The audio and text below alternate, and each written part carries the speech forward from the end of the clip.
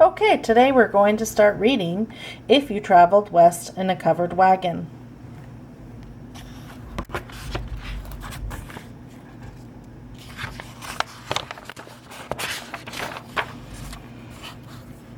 Here's the first page of contents. At any time, you can press pause so that you can read closer or look at pictures longer.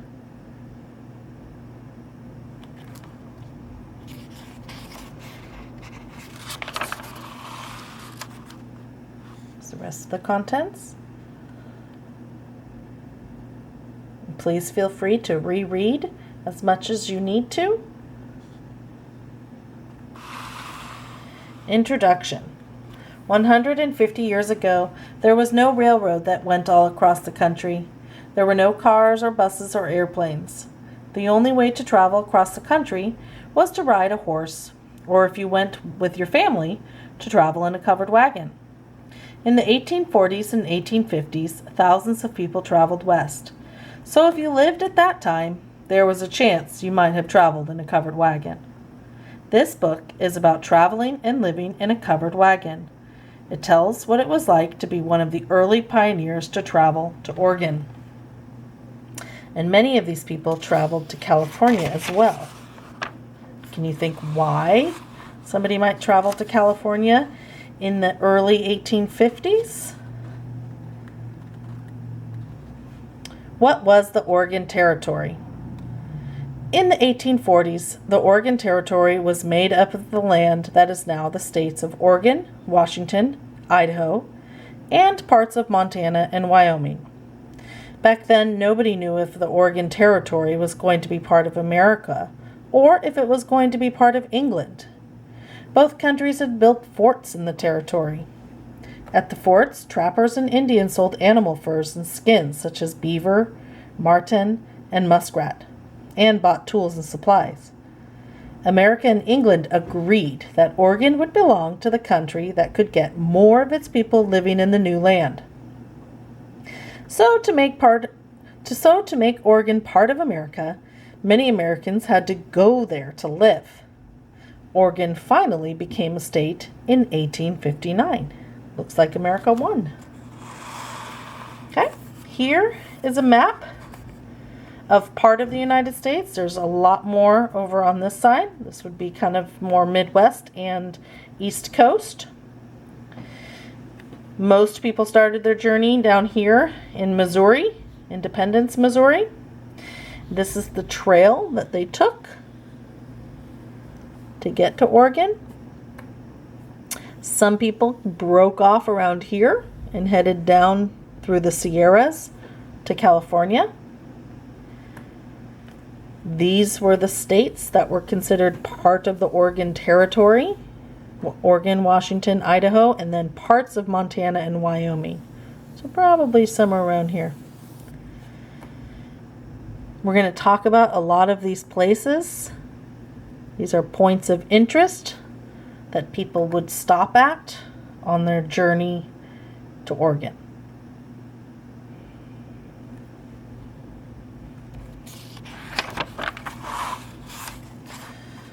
Why did so many people want to travel all the way to Oregon? Back in the 1840s, you heard about faraway places by reading newspapers or hearing stories told by visitors who came from the distant places.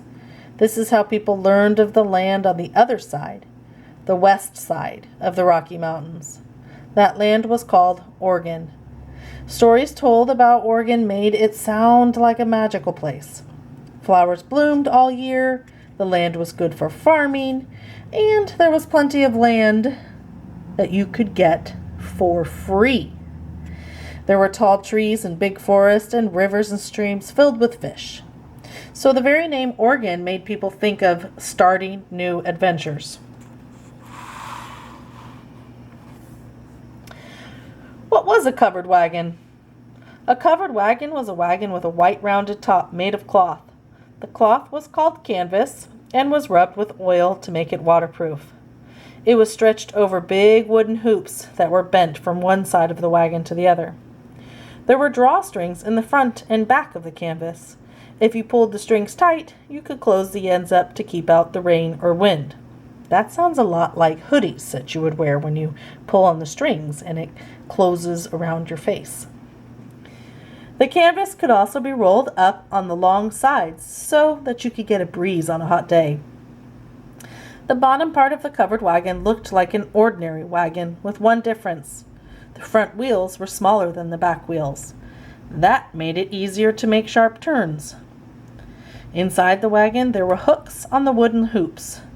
On them, you could hang milk cans, guns, bonnets, spoons, dolls, jackets, and anything else there was room for.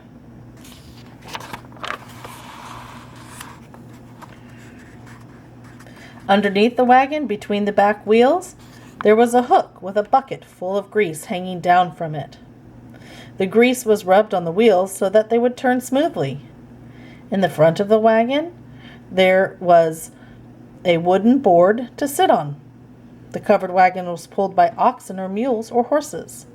Many pioneers used oxen because they were stronger than mules and horses. Can you see how the front wheel here is smaller than the back wheels? Here's the can of grease. I'm sure this looks like maybe it was used as a trough for the animals for feeding. Covered wagons were also called prairie schooners. Get the word schooner. Can you guess why?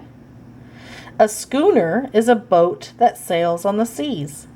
The big white canvas cover on the wagon looked like a huge sail, and if the grass was tall enough to hide the wheels, the wagon looked like a big boat sailing across a grassy green waves. So if that was just the boat right there, all you would see. It's like boats on land. What was a wagon train? A wagon train was a group of covered wagons that went together on the long trip west. The wagons would travel in a single line so that from a distance they looked like a slow-moving train.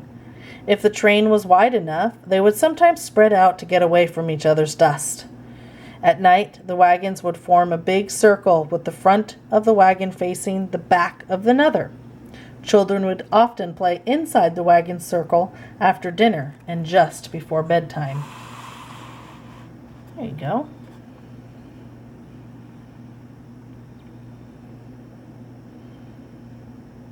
Can you think why they might make a circle of their wagons? Why might that be important? Did anybody lead the wagon train? Yes.